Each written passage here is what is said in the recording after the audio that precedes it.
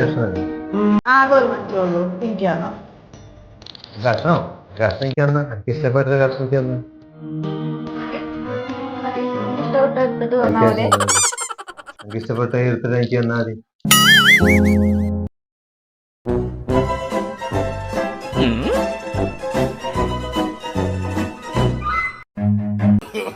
No, no, no, no.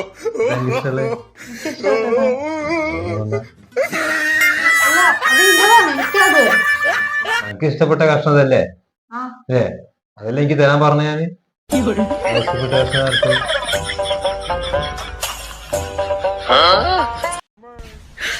你别笑。